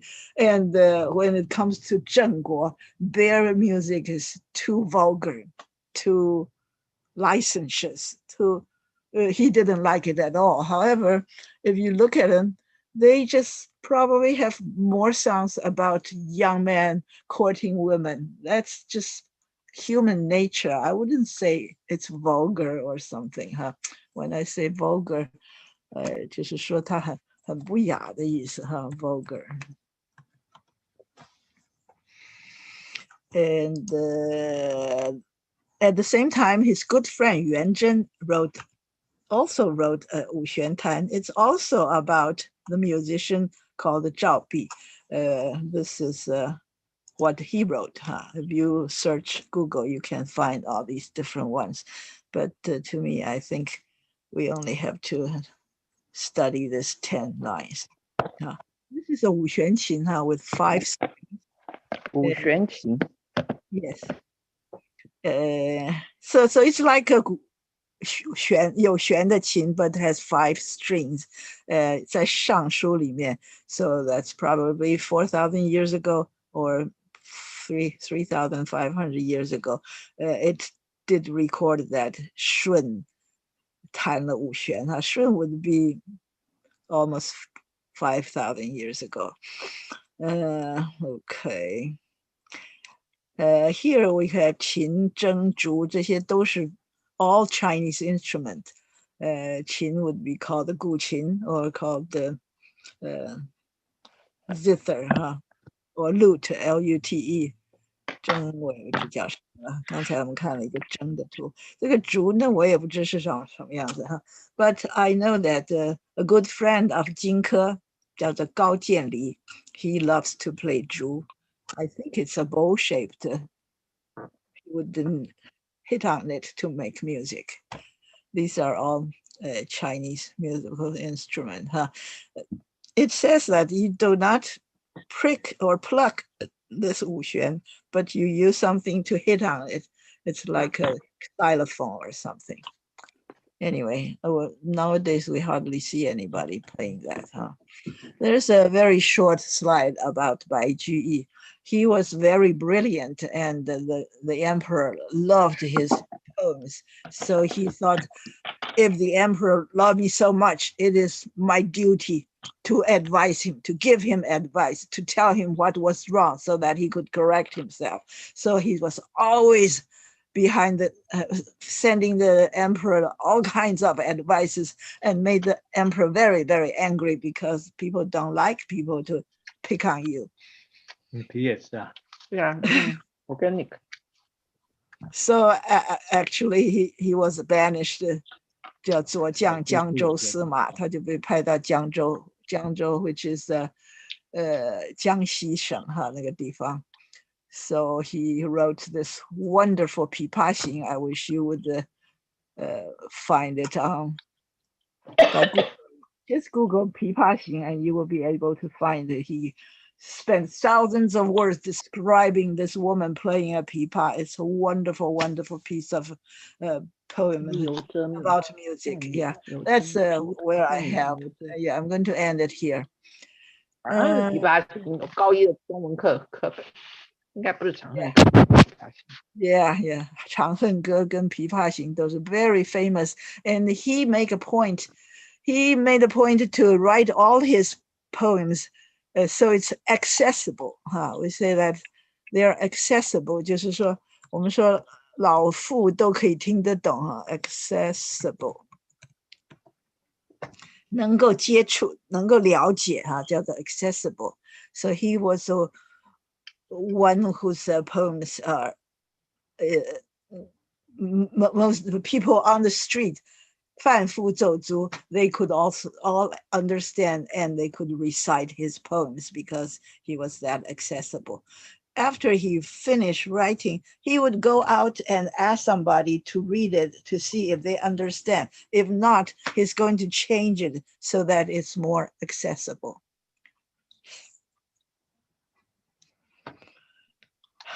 Okay, any questions?